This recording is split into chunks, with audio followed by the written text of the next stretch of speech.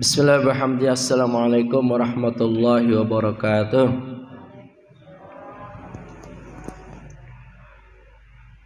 Bismillahirrahmanirrahim. Alhamdulillahirrahmanirrahim. Wassalatu wassalamu ala asyrafil mursalin Sayyidina Muhammadin wa ala alihi wa sahbihi ajma'in.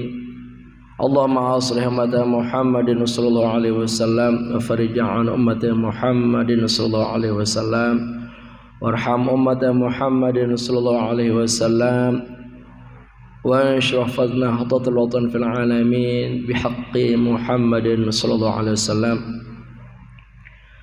Qalu subhanaka la ilma lana illa ma 'allamtana innaka antal alimul hakim. Rabbi zidni ilma warzuqni fahma. Rabbi shrah li sadri wa yassir li amri wahlul 'uqdatam min lisani yafqahu qawli. Rabbi a'udzu bika min hamazati syayatin wa a'udzu bika rabbi ay yahdurun. Shadaqallahul 'azim. Hadirin para jamaah kaum muslimin dan muslimat, jamaah Masjid At-Tawabin yang kami cintai dan kami hormati. Di sini hadir Ketua DKM kita sekaligus Ketua RT kita Bapak Didik Sukardi. Kita doakan semoga beliau selalu istiqamah dalam melaksanakan tugas dan kewajibannya, menjalankan amanah-amanah untuk kemajuan dan kebaikan kita bersama. Juga yang saya hormati sesepuh kita Bapak Haji Nali, Bapak Ardi Tanjung, Bapak Endra. Pak Endra majuan di sini. Nah, menyatu ya. Iya. Ibu-ibu sekalian, di sini hadir Ibu Noval, ya, Mama Putri dan istri saya yaitu Ibu Fakhrun Nisa. Dan para jamaah sekalian dimanapun Anda dapat menjangkau suara kami, alhamdulillah kita bersyukur pada pagi ini walaupun dingin tapi tidak menyurutkan langkah kita menuju tempat yang sangat dibanggakan oleh Allah Subhanahu wa taala, yaitu rumahnya Baitullah Masjid At-Tawabin.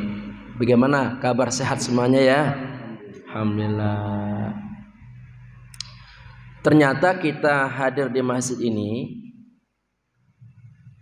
di antara penyebabnya karena ada rasa cinta, ya. Ada rasa cinta.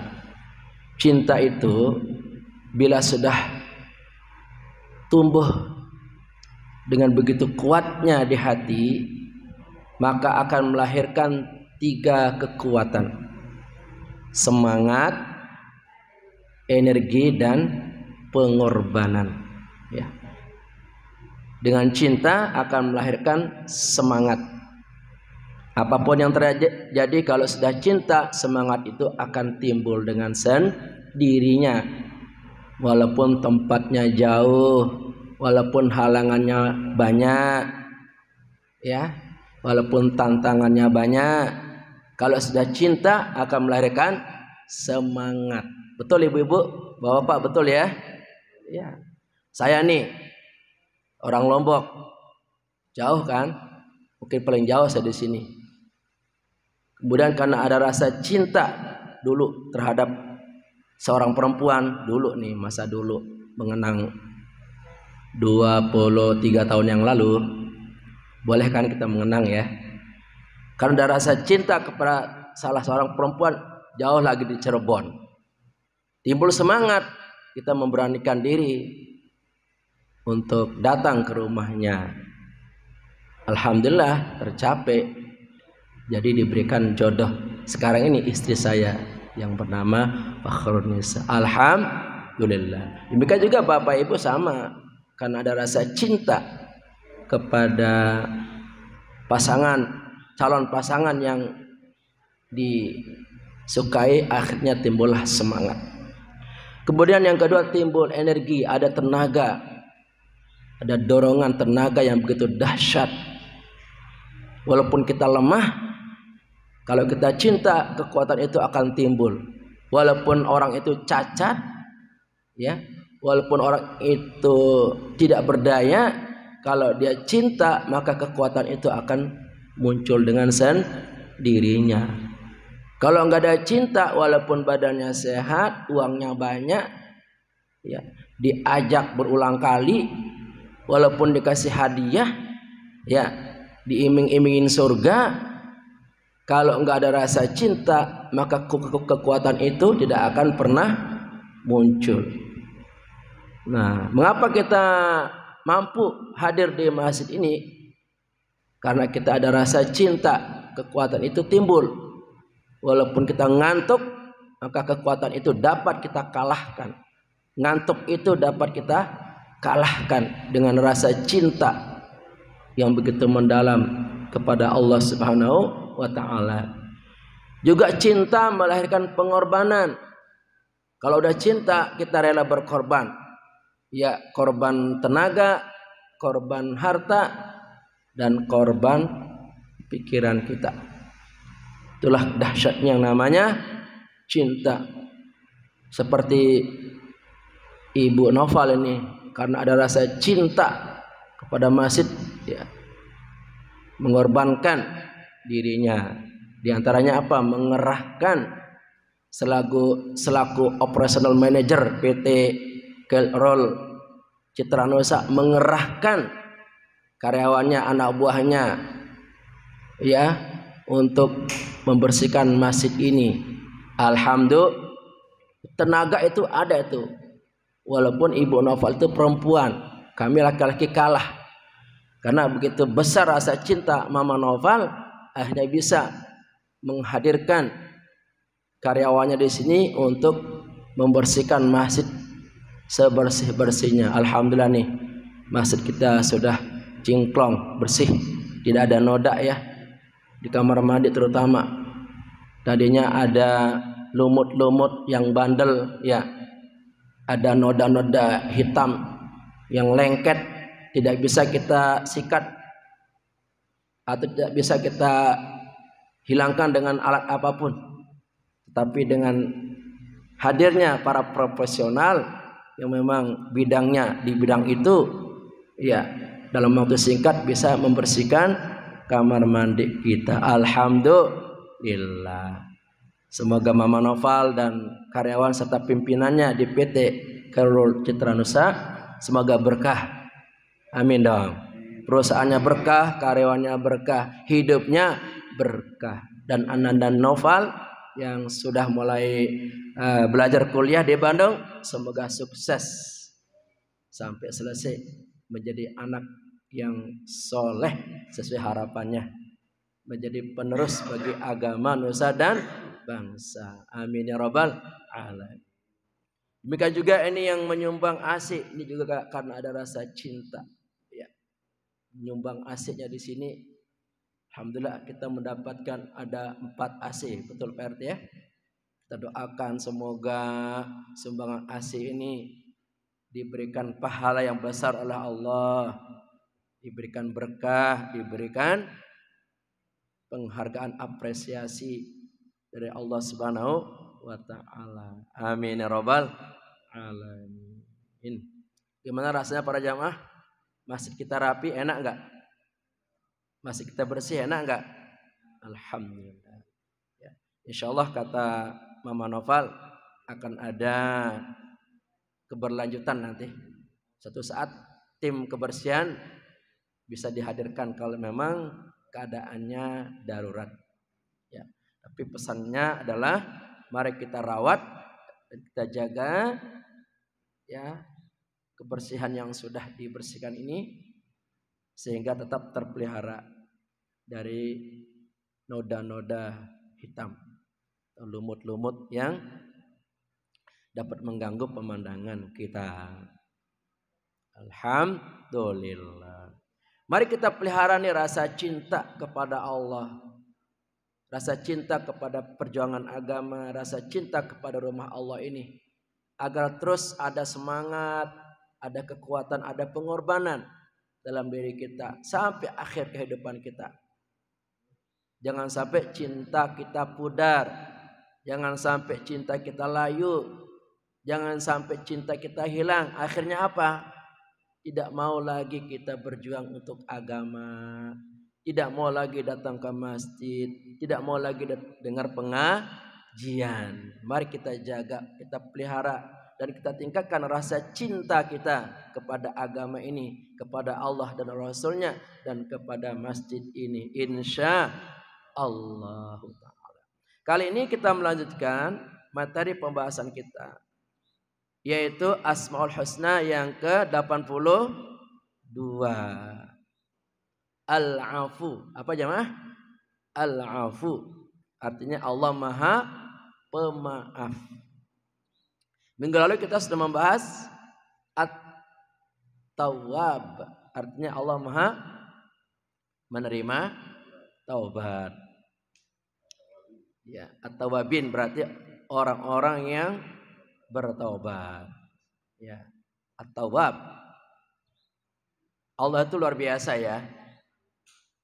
Dia menerima taubat kita dan menerima maaf kita. Ya.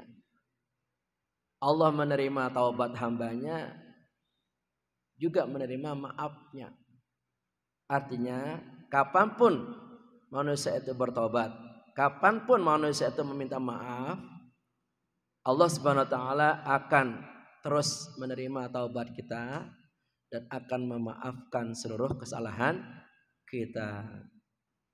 Dan ingatlah para jamaah, dosa-dosa ini yang akan merusak kualitas iman kita dan akan menyebabkan cidranya tauhid kita. Ya. Dan menyebabkan bersarangnya setan iblis menghasut dalam diri kita kalau kita dipenuhi oleh dosa-dosa yang kita lakukan. Ya.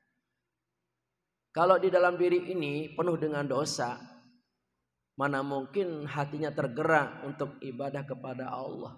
Tidak tertarik dia. Kan dosa itu menggelapkan mata batinnya. Kemudian menggelapkan akal sehatnya. Orang yang gelap mata batinnya, maka sulit menerima hidayah, ya. Sulit menerima nasihat. Nah, jangan sampai kita dilumuri oleh dosa-dosa kita. Makanya kita senantiasa bertobat memohon ampun kepadanya. Ini para jamaah semuanya berdosa kan? Ada yang tidak berdosa di sini? Apa semuanya berdosa? Pasti ya. Yang namanya manusia pasti ada dosa, baik disengaja maupun tidak disengaja. Oleh karena itu kita akan terus bertobat.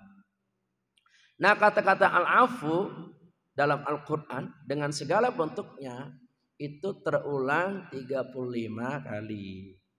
Nah, sedangkan kata-kata afu, bisa afun, bisa afuan, itu terulang sebanyak 3 kali. Dan semuanya berkaitan dengan sifat Allah yang Maha Pemaaf. Nah, salah satunya kita akan jumpai pada surah An-Nisa. Surat An-Nisa surat yang keberapa? Keempat. Ya. Surat An-Nisa itu surat yang keempat. Klasifikasinya termasuk surat Madaniyah karena diturunkan di Madinah. Jumlah ayatnya 176 ayat, termasuk surat panjang ini. Demikian panjangnya surat ini membutuhkan 3 juz. Juz 4, juz 5 dan juz 6. Juz 4 dimulai dari ayat 1 sampai ayat 23. Juz 5 dimulai dari ayat 24 sampai 147. Kemudian juz 3 dimulai dari ayat 148 sampai 176.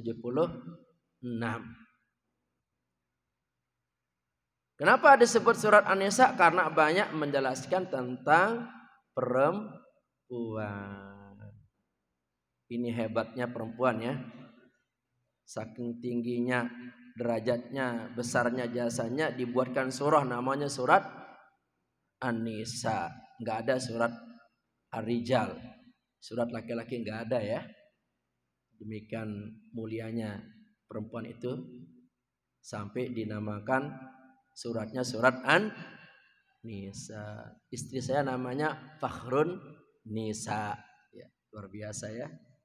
Nah, karena sedemikian banyaknya pembahasan tentang wanita dalam surat An-Nisa ini, maka dinamakan An-Nisaul Kubra. Apa namanya? An-Nisaul Kubra. Artinya banyak dan besar diberikan ruang pembahasan tentang wanita. Ada satu lagi surah yang banyak membicarakan tentang wanita, tentang perceraian, tentang hak dan kewajiban dan lain sebagainya, namanya surat At-Thalaq. Surat apa? At-Thalaq, cerai ya. Tetapi tidak sebanyak surat An-Nisa, maka dinamakan surat At-Thalaq ini adalah An-Nisa Us-Sughra, ya. Surat An-Nisa yang kecil.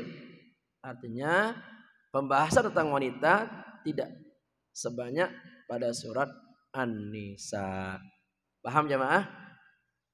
Mohon maaf agak rinci sedikit supaya ada peningkatan kita ya. Ilmu kita biar bertambah. Nah, salah satu tentang al-afu ini dapat kita jumpai dalam ayat ke-149 dari surah An-Nisa. Mari kita bersama-sama memperhatikan ayat ini, semoga kita mendapatkan pahala dan berkah dari Allah Subhanahu wa taala. Amin. A'udzu billahi minasy syaithanir rajim. Bismillahirrahmanirrahim. In tubdu khairan aw tukhfuhu aw ta'fu an su' fa innallaha kana 'afuwan qadira. Jika kamu melahirkan sesuatu kebaikan atau menyembunyikan atau memaafkan sesuatu kesalahan orang lain, maka sesungguhnya Allah Maha Pemaaf lagi Maha Kuasa. In jika tubdu kamu melahirkan khairan kebaikan, atau tukhfuhu kamu menyembunyikannya, atau tukhfuhu kamu menyembunyikannya, atau ta'fu kamu memaafkan an dari su'in kesalahan, fa inna sesungguhnya Allah kana adalah dia afuwan maha pemaaf, qadiran maha kuasa. Dalam ayat ini diberikan suatu narasi atau penjelasan kepada kita bahwa ada kalanya kebaikan yang kita lakukan itu kita perlihatkan, kita lahirkan, tidak bisa kita sembunyikan. Seperti ini, seperti sholat jamaah, nggak bisa kita sembunyikan. Yang namanya jamaah ya tempat umum, betul jamaah? Iya. Kita lahirkan, kita nampakkan seperti ini. Atau kita haji, terlihat kan? Ya. Atau mungkin kegiatan sosial, itu kan terlihat itu amal kebaikan kita. Atau mungkin kita sembunyikan, diam-diam kita bersedekah. Ya, kita sembunyikan jasa-jasa kita, tidak pernah kita ungkapkan, nggak ada orang tahu. Ya, yang penting dijaga niatnya, jangan ada rasa pengakuan di hati, pamer, sombong dan lain-lain. Silakan kita perlihatkan amal kita, yang penting niatnya lillahi ta'ala, memotivasi orang. Umpama kita bersedekah atau beramal, kemudian kita mohon kepada pengurus masjid untuk dibacakan di masjid pada saat sholat Jumat. Ya boleh, Niatnya untuk memotivasi jamaah lainnya agar mau beramal, nggak apa-apa. Ya. Atau disembunyikan, takut nanti nggak bisa menjaga niatnya, takut riak katanya. Pada KM ini saya nyumbang 1 juta, tapi jangan diumumin ya. Ya, diam-diam gitu. Kalau mau diumumin hamba Allah gitu ya. Boleh seperti itu. Jadi silakan, yang penting niat kita bisa kita jaga. Ya. Atau kesalahan juga bisa diperlihatkan atau bisa disembunyikan. Nah, untuk kesalahan ini jangan kita biarkan terus-menerus. Kita harus meminta maaf kalau kita punya salah kepada orang lain.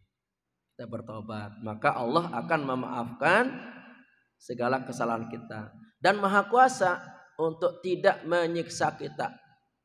Seharusnya kalau kita salah, kalau seandainya Allah itu kejam, kalau Allah itu jahat, ya, saking banyaknya dosa kita, seharusnya Allah Maha Kuasa menyiksa kita.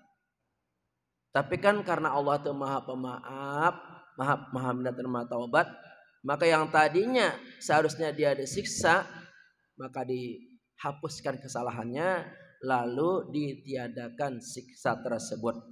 Nah, demikianlah sifat Allah mengenai Al-Afu, Maha Pemaaf. Salatullah salamullah ala taha rasulillah. Salatullah salamullah ala yasin habibillah. Al-afu itu artinya Maha Pemaaf Allah Ta'ala kepada manusia berdosa bila taubat secara nasuha. Salatullah salamullah ala taha rasulillah. Salatullah salamullah ala yasin habibillah. Nah, dari syair ini kita mendapatkan makna bahwa al-afu itu artinya Allah Maha Pemaaf. Kepada siapa? Kepada manusia yang bergelimang dalam dosa. Syaratnya satu, bertaubat. Kalau nggak taubat, nggak bakal diterima. Kalau dia taubat, maka dalam waktu yang sesingkat-singkatnya Allah akan mengampuninya. Allah akan memaafkannya. Syaratnya adalah taubatan nasuha. Taubat yang sebenar-benarnya, taubat dari hati. Kan ada orang taubat mulutnya doang. Taubat Pak, taubat Bu, besok begitu lagi, besok diulang lagi. Ini taubat palsu. Ya, bukan taubat sebenarnya. Taubat yang sebenarnya adalah taubatan nasuha. Taubat yang muncul dari kesadaran di hati kita, menyesal apa perbuatan dosa yang kita lakukan dan berjanji tidak akan mengulangi lagi. Ya, kan sehari-hari mungkin kita banyak melakukan dosa terhadap orang-orang yang ada di sekitar kita. Saya sebagai suami banyak dosa saya kepada istri. Mungkin juga bapak-bapak juga sama, banyak dosa kepada istri. Akuilah. Atau sebaliknya istri juga banyak dosa kepada suami. Mungkin pernah ngomongnya nyakitin, nyebelin, ya kan? Mungkin pernah salah sangka, buruk sangka, salah menilai. Itu dosa-dosa yang akan menggelapkan hati kita dan akan membuat Allah marah kepada kita kalau kita tidak segera bertaubat. Makanya taubat ini jamaah jangan nunggu Idul Fitri kelamaan. Segera kita bertaubat. Ya. Kita terutama nih laki-laki, jangan malu-malu mengatakan maafkan kalau ada salah. Pagi-pagi nih kita berangkat kerja nih bapak-bapak ya. Salaman, maafin ya mah, maafin ya bu, doakan biar saya selamat, biar saya banyak rezeki, gitu ya. Jadi setiap saat kita bisa minta maaf. Kalau kita minta maaf, hati kita lega, betul jemaah? Hilang itu. Tadinya rasa dongkol, rasa kesel, rasa sebel, mendidih nih hatinya, jantungnya. Kalau kita saling memaafkan, plong rasanya. Allah mencabut itu. Iya, Allah menghilangkan itu rasa kesal dan dongkol yang menyempitkan hati dan jiwa kita. Nih para jamaah sekalian, harta sebanyak apapun yang kita miliki, kalau hati kita dongkol, bahagia enggak? Kagak bakal. Walaupun hidup kita sederhana, harta benda kita sederhana, kalau hati kita lapang, nikmat, makannya apa saja nikmat. Ya, tinggal dimanapun nikmat.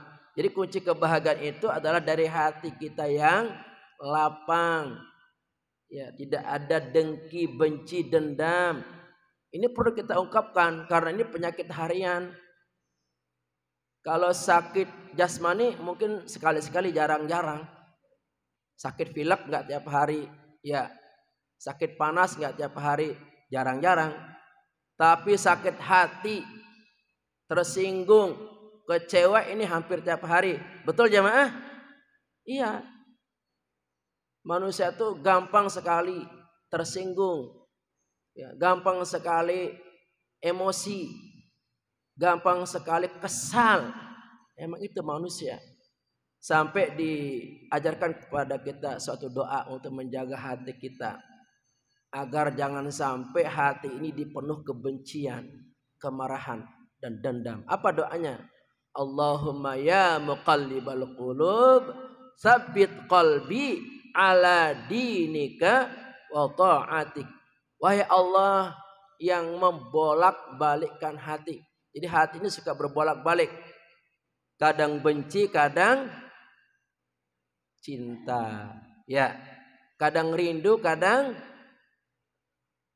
marah dan lain sebagainya. Maka kita mohon agar hati kita selalu dalam ketaatan, ya, kepatuhan, keikhlasan dalam menjalankan agama kita. Ini kalau bisa tiap saat kita baca, terutama setelah sholat 5 waktu. Ayo kita sama-sama membacanya. Allahumma ya muqallibal qulub, tsabbit qalbi ala dinika wa ta'atik. Yang enggak hafal bisa dilihat di Google, ya.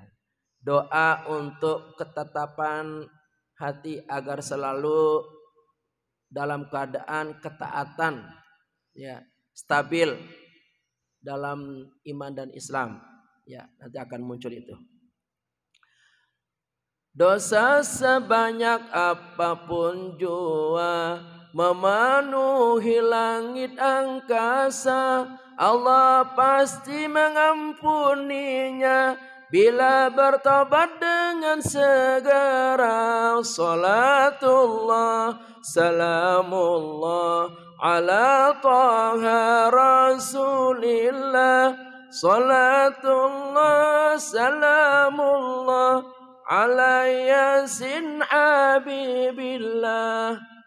Allah itu tidak peduli, ya, dosa kita betapapun banyaknya. Andai kata dosa kita sampai ke langit sana penuh, ya, bumi ini penuh dengan dosa kita, sampai atas langit sana dosa kita, saking banyaknya dosa kita, maka Allah pasti akan mengampuni kalau kita segera bertaubat, memohon ampun kepadanya. Ya, jangan ditunda, ya, jangan ditunda. Kita harus sadar bahwa dosa-dosa itu akan menghalangi kita mendapatkan ampunan, ridha dan surganya Allah Subhanahu wa ta'ala. Makanya bersyukur nih kalau ada yang mengingatkan kita, tobat dong, ingat kamu umurnya udah bau tanah umpama, ya. Tobat dong, kamu udah punya cucu, udah punya anak. Masa begitu aja, ya enggak? Iya. Kalau ada yang mengingatkan kita, kita segera sadar. Jangan sampai dosa kita bawa mati, ya kan? Jangan sampai. Ya, kan ada ceritanya dulu dalam hadis Nabi ya. Ada seorang pembunuh kelas kakap. Ya, bukan pembunuh biasa lagi nih. Hobinya pokoknya tiap hari membunuh. Enggak boleh orang salah sedikit, bukan diomelin, langsung dibunuh. Iya. Bukan biarin gitu. Dibunuh tuh. Ada temennya yang salah sedikit, ya, mungkin ucapannya atau sikapnya enggak terima, kemudian dibunuh. Sampai mencapai 99 manusia dibunuh tuh. Kerjanya tiap hari begitu. Saking jahatnya. Sampai membunuh 99 manusia. Ya kan? Kemudian satu saat begitu yang ke-99 orang ini menyesal, sadar. Ternyata perbuatan membunuh ini tidak menyelesaikan masalah. Malah saya makin gelisah nih hati, makin resah, makin gak karu-karuan. Dikiranya kalau habis membunuh hatinya tenang. Dikiranya. Sama tuh orang yang membunuh siapapun. Dikiranya kalau membunuh temannya, atau membunuh anaknya, atau membunuh orang tuanya, dia senang. Puas tuh. Tapi setelah membunuh apa yang terjadi? Dia akan mengalami kegoncangan dalam jiwanya. Bahkan diproses secara hukum, dia akan dipenjara atau dihukum mati. Ya kan? Nah kemudian dia mencari salah seorang, cara kita kiailah ulama. Kemudian bertanya kepada ulama ini, "Hai ulama, saya sudah membunuh 99 orang. Bagaimana menurut Anda, apa tobat saya diterima?" Apa kata ulama ini? "Wah, enggak bisa itu. Kebanyakan yang ente bunuh. Kalau 1-2 sih mending. Ini ente sudah membunuh 99 orang. Waduh, enggak bakal deh dosamu taubatmu diterima," kata ulama ini. Niat hatinya orang ini pengen taubat, malah jawaban ulama itu begitu. Akhirnya dia kesel. Ya, enggak terima tuh. Ah, tanggung katanya. Kamu akan saya bunuh juga karena dia pembunuh kelas kakap. Ya, enggak berdaya itu ulama itu, dibunuh. Akhirnya genaplah korban yang dibunuh berapa? 100 orang. Tapi dia makin menyesal. Keinginan taubatnya begitu kuat. Akhirnya dia mencari ulama lain. Kali kalau ulama yang ini nih mungkin bisa beda ya pendapatnya dengan ulama yang saya bunuh tadi. Nah kemudian singkat cerita sampailah ke ulama yang kedua ini. "Hei ulama, saya sudah membunuh 100 orang manusia. Kira-kira menurut Anda saya diampuni nggak dosa saya?" Apa kata ulama ini? Allah itu maha pemaaf.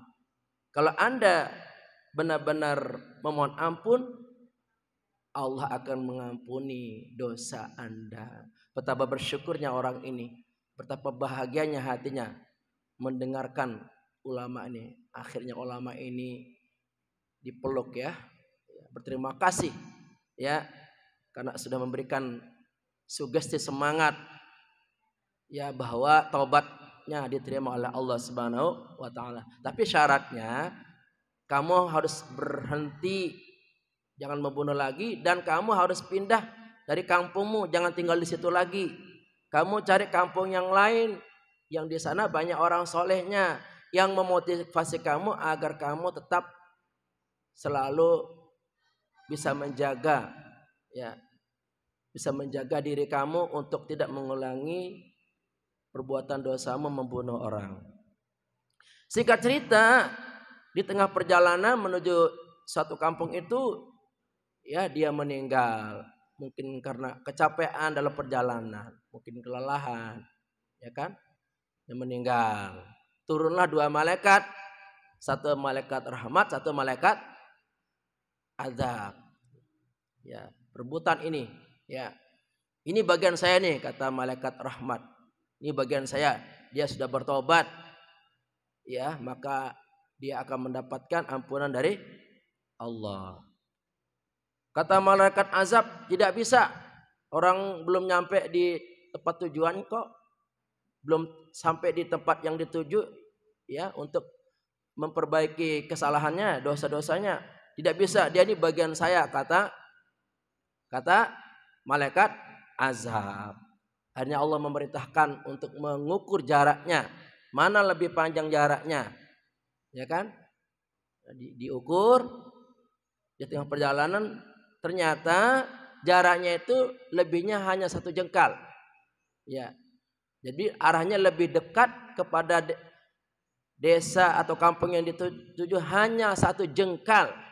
Bayangkan, hanya 1 jengkal. Akhirnya orang tersebut dimaafkan dosa-dosanya, diampuni dan dimasukkan ke dalam surganya Allah Subhanahu wa taala. Ini pelajaran bagi kita. Orang yang membunuh saja sampai 100 korbannya itu dimaafkan oleh Allah. Apalagi kita yang tidak pernah melakukan perbuatan dosa seperti itu. Maka besar harapan kita, dosa-dosa kita akan diampuni, ya, insya Allah.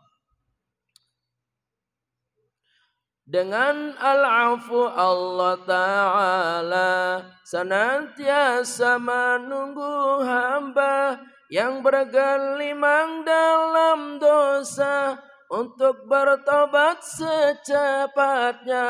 Salatullah salamullah ala Taha Rasulillah. Salatullah salamullah ala Yasin Habibillah. Nah, dengan al-afu ini Allah senantiasa menunggu hambanya. Kapan ini taubat? Makanya orang yang berbuat dosa itu gak langsung dimatiin, gak langsung dihukum, dikasih kesempatan dulu, ya kan? Sekali berbuat dibiarkan, 2 kali berbuat dibiarkan, 3 kali berbuat dibiarkan, sampai suatu masa kesempatan itu tidak ada. Kalau seandainya orang itu nggak tobat, ya sudah selesai, nggak ada waktu lagi. Jadi Allah menunggu kita. Kalau nggak tobat pagi hari, mungkin siang hari kali. Kalau nggak tobat siang hari, mungkin sore hari. Kalau nggak tobat sore hari, mungkin malam hari. Jadi bagi para pelaku kejahatan itu senantiasa ditunggu nih kapan tobatnya. Ada yang diberikan peringatan dulu, pelajaran. Begitu dia berbuat dosa, mungkin kakinya keselio, mungkin ya. Berdosa lagi, kakinya patah. Ya. Berdosa lagi, mungkin cederanya lebih berat. Ya. Sampai dia sadar. Kalau nggak sadar-sadar, ya salah orang itu. Ya, padahal mungkin nggak kurang-kurang ini.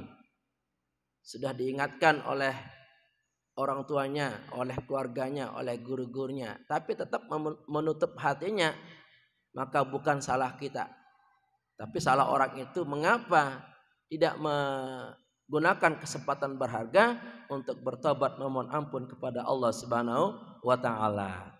Terakhir, tobat hamba akan diterima, siang malam terus terbuka, selama nyawa masih diraga, dan sebelum kiamat tiba. Salatullah salamullah ala Taha Rasulillah. Salatullah salamullah ala Yasin Habibillah.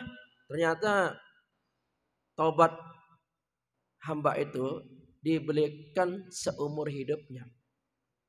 Selama dia masih hidup diberikan kesempatan untuk taubat. Andai kata umurnya 60 tahun berarti 60 tahun ya dibukakan pintu taubat. Ya.